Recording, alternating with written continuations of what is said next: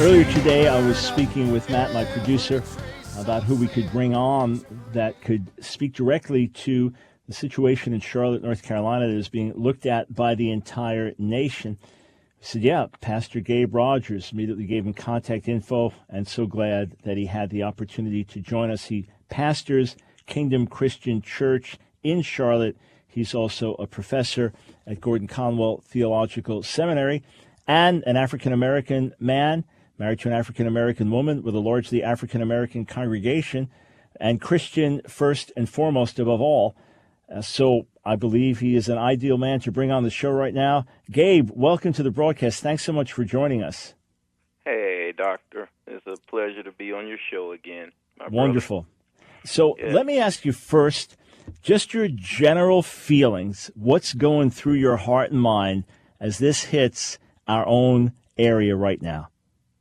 Well, Michael, I will be candid and honest. My heart mourns when I saw the footage, seeing our young men out there throwing rocks, getting emails from members of my church who have husbands in law enforcement saying, Pastor, please pray for my husband who has to work 12-hour shifts. I want to make sure he comes home. My heart mourns because, like no other time, we are in a time of lawlessness. I most certainly totally disagree with racism. I'm totally against any and every type of hate. And on the other side of the coin, I am also against reactions that are lawless, that further compromise us as a people. And when I say us as a people, I'm not just referring to African Americans, I'm referring to mankind. The Bible teaches us that in the last days, nations will rise against nations. Well, I kind of think that's where we are. And it's very sad. And I think we got to do a better job of promoting the love of Jesus and helping our culture to understand that Christ is still the answer. We got to train our children at home. Even, Michael, we have to know and teach our kids how to respond to authority. That when someone says freeze, that we do just that, even if we have a gripe, and we know how to function in those spaces. So my clear position on all of this is that we got to value both sides of the coin and understand that racism is horrible, put plainly, and that we also have to know how lawlessness and looting and all those folks who are taking drastic advantage of a person losing their life for their own benefit is also very wrong. So do you feel that there is still in America systemic racism? Michael, I'll be honest, I do feel like there's systemic racism still alive. I don't think it's going anywhere. I'm as you've noted, a highly educated man myself. I have a PhD and pretty strong background, but I myself in my own career have come up against glass ceilings before. I think the saving grace has been the good old adage of Psalm 75, that promotion doesn't come from the east, west, north, or the south, but it comes from above. And so when Christ is promoted in our hearts, we understand that at the end of the day, no one can withhold anything from us that Christ has for us. So is systemic racism here?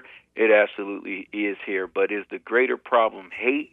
I think that's the greater issue. And by all means, we don't need to do away with forms of law that keep our society civil.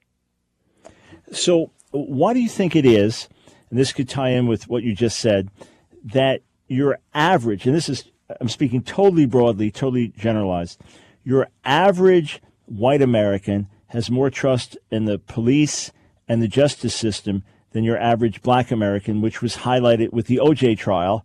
And as I have open lines with my radio show, as I hear from callers around the country, you can pretty well break things down demographically when you hear about the latest police shooting, that there's going to be a higher mistrust among black Americans that the police acted rightly, and among white Americans, a higher trust that the police were doing the right thing. Is that based on our life experiences and some level of inequality, or is there something else going on? I do think it's two-pronged. I would most certainly say that we'd have to look at some data and recognize that there are stronger indications that African Americans get harsher judgments when going to court, that African Americans have been dealt with differently in many contexts historically. So I think that mistrust theme can be vouched for in some of those reigns as being valid because of experience. Well, this is sort of what we've been taught culturally, so on a social level.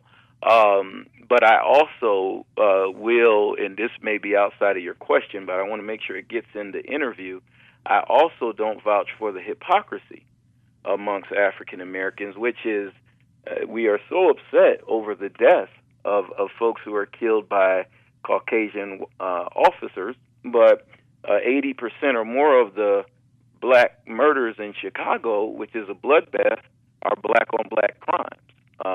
Blacks abort more babies than they give birth to. So, we got to stop, shutting our eyes to ourselves. There's a beam and moat concept going on. We're trying to remove one piece of the problem without recognizing what I would consider an internal problem when our young boys are shooting each other down every day in neighboring cities, if you will. And we've had some of that happen in Charlotte. I've officiated and preached the funerals of 20-year-olds, 25-year-olds who just made bad decisions in life. So I think there has to be a broader look at this and not just hone it down to systemic racism, although, Michael, I will go on record as saying, yes, it's still here, and it is still a problem. Yeah, and by the way, I don't doubt you. It's not my own experience or background or the way I was raised, but I don't doubt you for a split second. Otherwise, I'd have to write you off and write off countless callers who shared the exact same things, law-abiding, God-fearing Christians, honoring authority, who've talked to me about what they've run into, what they've had to overcome, difficulties and challenges. So I don't doubt that for a split second. And it is important that these things are addressed. The problem is when we're addressed the wrong way, when they're addressed with, say, looting and rioting, and the people doing it fit in with some negative stereotype of some inner city criminal, then instead of others that need to see the problem, they just say, see, it's those troublemakers and confirmation, so, right? Mm-hmm. Yeah. And, when you mention the hypocrisy, yeah, there are two issues. If there is systemic racism, it must be addressed. And then on the other hand, where are the Al Sharptons and the Jesse Jacksons over the other killings? And I was just looking at stats yesterday that African-American author Talib Starks presented, but he had a total of those killed in the Jim Crow era, so whenever it was in the 1800s up to, say, 1960-something, and it was something like 3,600 lynchings. It was just a horrific number, absolutely horrific number. But he said that's the number of black fatalities at the hands of blacks every 6 months in America today. Yeah. So, so how do you then feel? And we've got 2 minutes before the break. I appreciate your time because there are a bunch of questions I want to get into with you. But how do you feel, you yourself, as a reverend, as an African-American leader, as a professor, as a PhD, so serving at various, as a counselor, professional counselor, how do you feel about the Al Sharptons and the Jesse Jacksons? Do you feel that they're helping black Americans or not? Well, I'm going to be honest with you. I'm appalled. I'm appalled at their initiatives on so many social levels, except for the ones that really count, like abortion, like the bloodbath that are in Chicago that I just mentioned. I think that there has to be a greater emphasis placed on teaching our youth in our home. It's funny, we're doing this interview today. You know how many young black men I saw today in my counseling practice? Well, guess what? I showed them video footage. I showed them video footage of what they should not be. Well, I'm hoping that people like an Al Sharpton and Jesse Jackson, who should be leaders, would start standing up and saying, hey, guys, when authority says freeze, you do just that. And if on the back end we got to come and sue or we got to come and do something else, you'll still be breathing and you'll still be alive. But when you do go forward and take your own initiative and take things into your own hands, guess what? You're not here to tell us what really happened. You're not here for our activists, for our attorneys to get involved and really do something about this.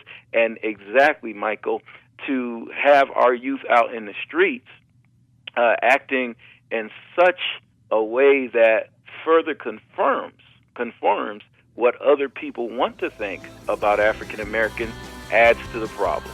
Yeah, so rather than fight against the systemic racism, it gives fuel to the fire of racists. Wise words from Pastor Gabe Rogers, kingdomchristianchurch.org. If you live in Charlotte, check it out. I'm speaking with Pastor Gabe Rogers. Kingdom Christian Church is the congregation he leads. I've had the profound joy of ministering to his flock a few times and absolutely love being with them. To find out more, go to kingdomchristianchurch.org. And just one quick note before I resume with Pastor Gabe. In Tulsa, Oklahoma, you know that Terrence Crutcher was shot. Video showed him with his hands up. And here's a black man shot by a white female police officer. Immediately, the police chief publicly said, I want it to be known he was unarmed and no weapon was found and there will be justice. Now, he wasn't throwing his police officer under the bus, but he's saying right off the bat, yeah, this concerns us.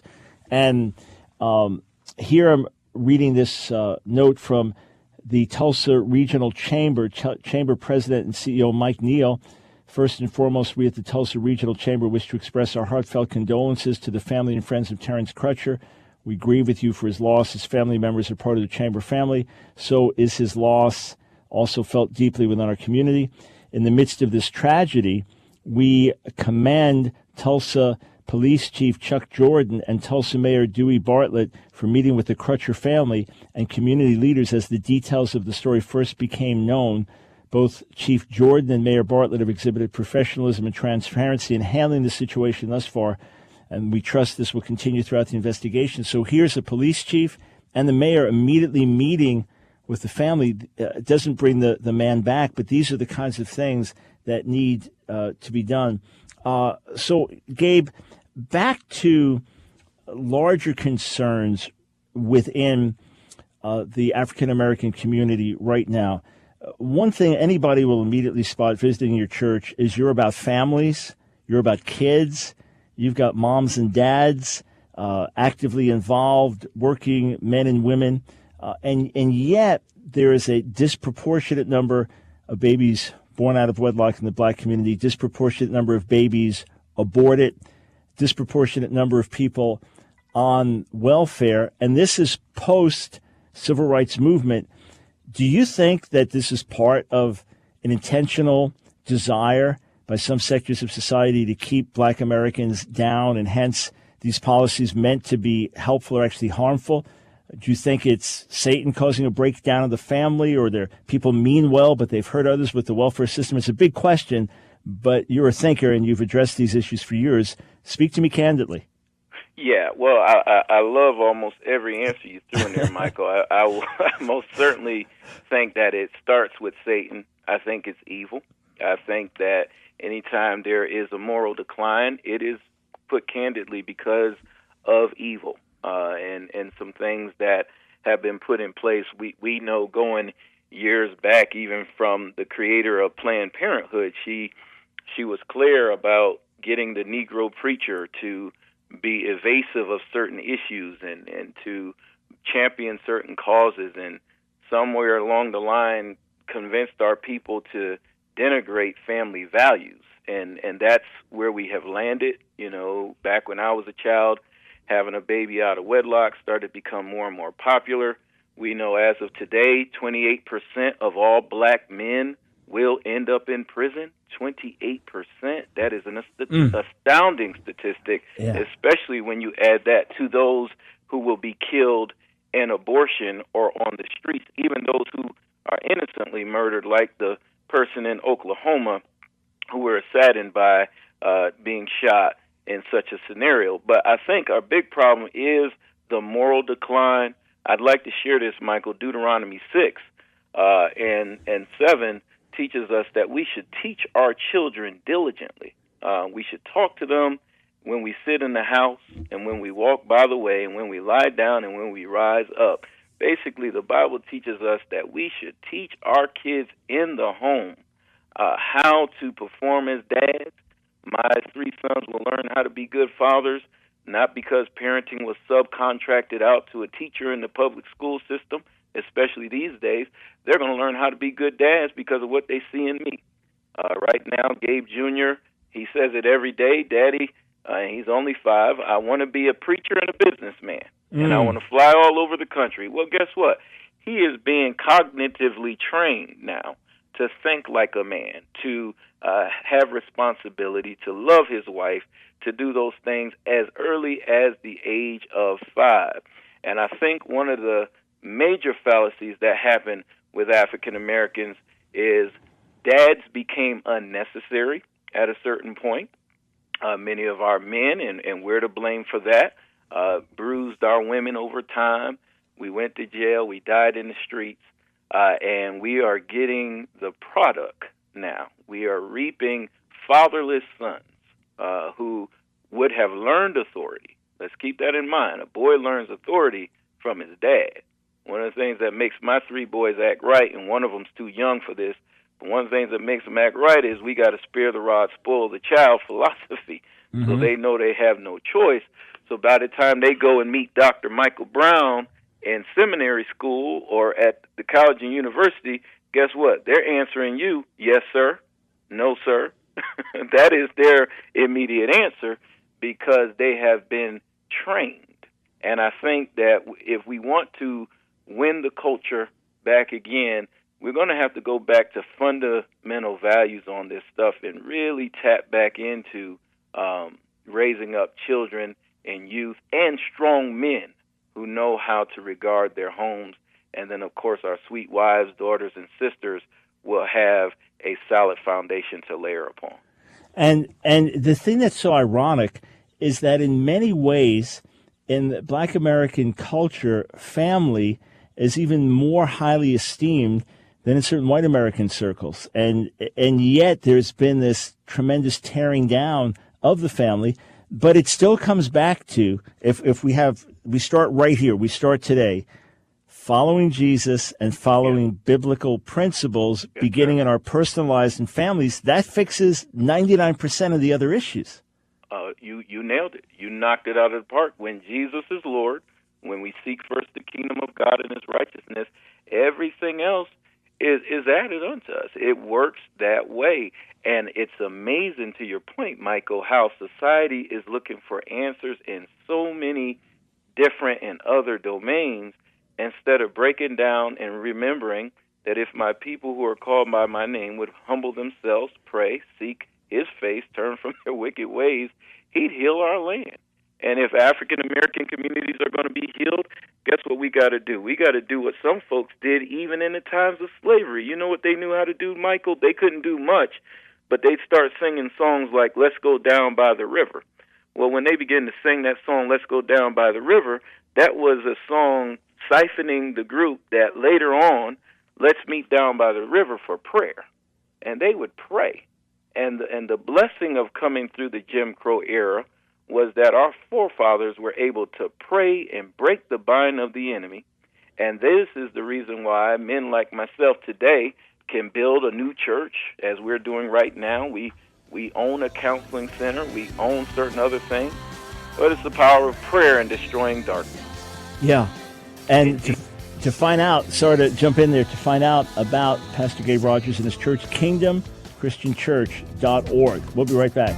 We are focusing on upheaval in Charlotte, North Carolina, riots, protests after a black police officer shot and killed a black man last night. According to his family members, he was reading a book. According to police, he was armed with a gun and made threatening motions, and therefore he was shot and killed.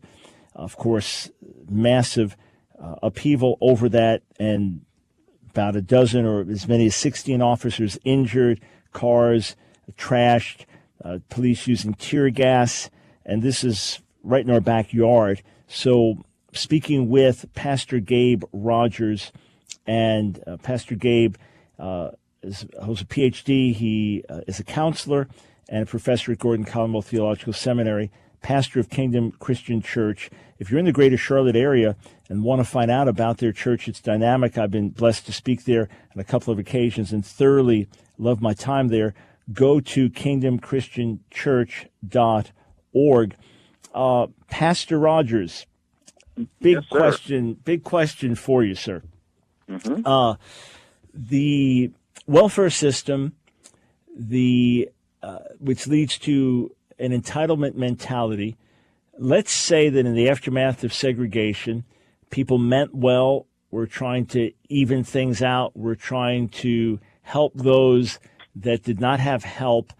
Has this empowered, and this is not just Black Americans, but those who are impoverished in general or in inner cities, has this system helped or has it hurt the advancement of people who, one way or another, because of society in the past, have been underprivileged? Helped or hurt?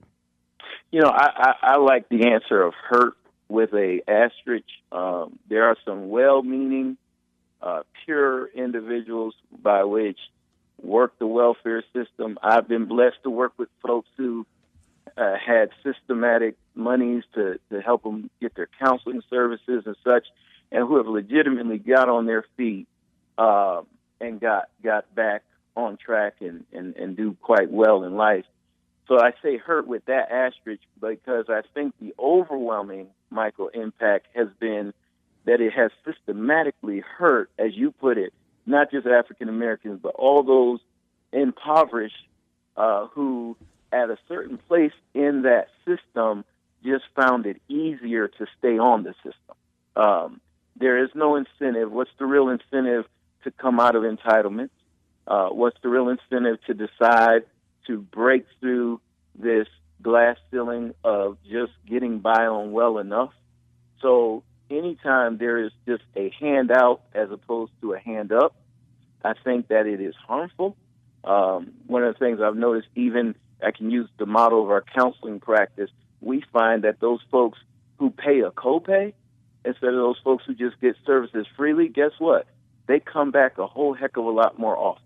They're a lot more committed to their work. They're a lot more committed to getting better because, unfortunately, sometimes free means taken for granted. And I think that whether it be housing, whether it be monies, and again, I say that with a preface that there are some well-meaning people who've come through a helping system and are doing quite well today. That's the asterisk, but I think it has hurt many of us in that it has just become common practice. And it then becomes, and I'll stop here, it becomes generational. Because whereas some of our kids grow up seeing dad get up and go to work, my parents just celebrated 50 years of marriage, and one of the things I saw my dad do is he got up and went to work every day. Well, guess what that did? It made me a working man. Well, when our kids grow up and they don't see that, they begin to shape their minds around life with a handout as opposed to life with working for what you get. All right. So I'm going to speak to counselor Gabe Rogers, Dr. Gabe Rogers, when we come back, about the entitlement mentality and the victim mentality. Hey, how many young people wanted to vote for Bernie Sanders and get a free college education? This is not just a black issue, young people issue. This is across our society now. Hey, very important announcement to all of my friends listening right now, driving in your cars, in your homes, all over the Dallas-Fort Worth area. I'm coming your way this next week. So 1 week from tonight, September 28th, a special equipping session at Gateway Church, how to deal with the challenging issues of the day, moral, cultural issues, hearts of compassion, backbones of steel. It will be at Gateway Church, September 28th. I believe it starts at 7 in the evening. And then next night, I'm specially staying over to have a listener rally. This is going to be an intimate meet and greet meeting at North Richland Hills campus. So Gateway is hosting this for us at North Richland Hills campus. That's 7501 Davis Boulevard in North Richland Hills, 7 to 9 on Thursday night. I'm going to give you a short, inspirational, encouraging word, tell you about some of what we're doing in ministry, take you behind the scenes, answer your questions live, face-to-face, get you shake your hand, take some pictures together. So put that on your calendar, September 29th, meet and greet, 7 to 9 p.m. at the North Richland Hills campus of Gateway Church, 7501 Davis Boulevard in North Richland Hills. So I'm speaking with Pastor Gabe Rogers, holds a PhD as a professional counselor and a seminary professor. So, Gabe, let's talk now with your counseling hat on about the entitlement victim mentality. Obviously, that can get played into when you have race riots, that it just becomes a matter, rather than looking at larger issues, you can just focus on we're the victims. And then again, larger issues just don't get rightly addressed. It can happen in the larger culture. Young people thinking the world just owes me a better place, a happy life. I'm entitled. Why is that so prevalent in our society today? How do we address it? How do we fix it? Well, you knocked it out the park when you said young people feeling as if everyone owes me. All my love to the millennial generation, but I will tell you that we raised up monsters. We raised up monsters when we did not implement and institute values, teaching them to work, teaching them how to put one foot in front of the other and do better than the generation previous to them. Many of them have come up spoiled in this space. And so the entitlement, systematic damage just kind of continued on. And I can do it with my counseling hat, Michael, and pastor hat at the same time. Of course. I'm thinking about some folks who we've literally at our church given cars to, more younger couples, and been a strong blessing to help them get back on their feet. And I tell you, we don't see those people within 2 months of those gifts. So I think we did a disservice when we took work ethic out of society. It's funny how the Word of God teaches us, Deuteronomy 28:12, that God would bless the work of your hands. Well, we've allowed a lot of those values to just roll right on out.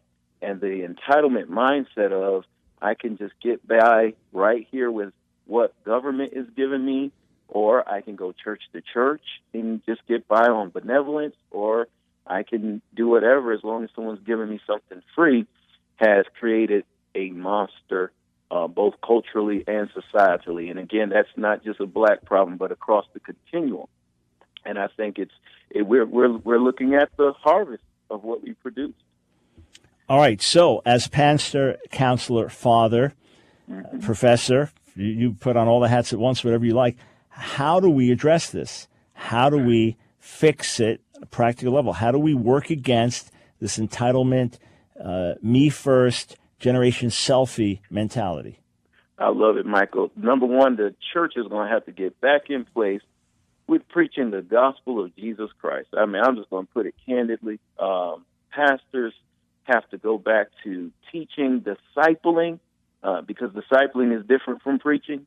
But discipling, getting in the trenches with families, we got to start raising up well-meaning young men. We got to teach our young men how to cut their hair and pull their pants up. We got to teach them the Word of God. We got to teach our young ladies how to preserve their bodies for the long term. And we got to get back to, again, that Deuteronomy 6 concept where we also, letter B, or part 2 of the answer, teach it at our homes. What you're seeing going on socially right now, and I know you and I agree to this, you have preached dynamic messages about this at my church. And, I mean, I just love you for it. But what we're dealing with right now is a Jesus-less society. We're taking God out of everything. If you go back years, and you would remember, Michael, when they took prayer out of the school, they take prayer, want to take it out of armed forces, want to take it out of everything. If we don't get back to fundamental godly morals in all that we do, we will continue to produce monsters and reproduce monsters. And I say that with much care. And in no ways calling anyone who was recently gunned down a monster. I don't know any of these people, and I don't know the full story, so I'm careful when it comes to that. But I do know that as a general theme, what I see across the board, and our young people are folks who don't regard law, don't regard authority, and if we don't go back to instituting that while they are children, they will grow up, and it most certainly will be too late. And that's the problem. When you try to train a 25, 27, 30-year-old on how to act appropriately, and Michael, we're talking about fundamental rules of respect and engaging, how to act appropriately. When you're doing that after the fact, you got an issue because sometimes it's too late, even from a cognitive, putting my PhD hat on, from a cognitive formation. This person's already formed, and unless the grace of God, which it can do, gets practically put in place and breaks down some of those walls and barriers, guess what? Personality-wise, they are who they are. One of the reasons why, and I shared this earlier, but one of the reasons why I know how to shake someone's hand and not give them dap, not give them pound, is I had a father who taught me how to shake hands, who taught me how to shave. You follow me? And many of our youth don't have it, and no fault to their own. Well, guess what? Us men in our community, that's now our responsibility. The coaches, the pastors, the professors, the community leaders. I spend countless nights with young people in my offices and married couples, you name it, just trying to get them to understand you don't have to be in that statistic of being divorced by year 5. That doesn't have to happen. So we have to get in the trenches. We got to break curses, and we got to reinstitute at the end of the day Jesus Christ back into the moral fiber of our culture. And revival. Yeah, revival. Real holistic revival that Yes, produces disciples. Absolutely. And it is interesting. I've got to get my hands on the exact report, but it was a very simple statistic that when you had in the inner city communities or in African American communities a higher percentage of young men in church, lo and behold, you had a lower percentage of crime. And it's going to be the same with any of us. If we're in the Word more, with God more, we're going to do right more, and we're not going to do wrong as much. All right, 2 minutes. Last question for you. You have also stood strongly in terms of moral and cultural issues when it's come to redefining marriage and things like that. You talked about the importance of having fathers in the home, but now with the redefinition of marriage, you can have a situation where you have 2 dads or 2 moms.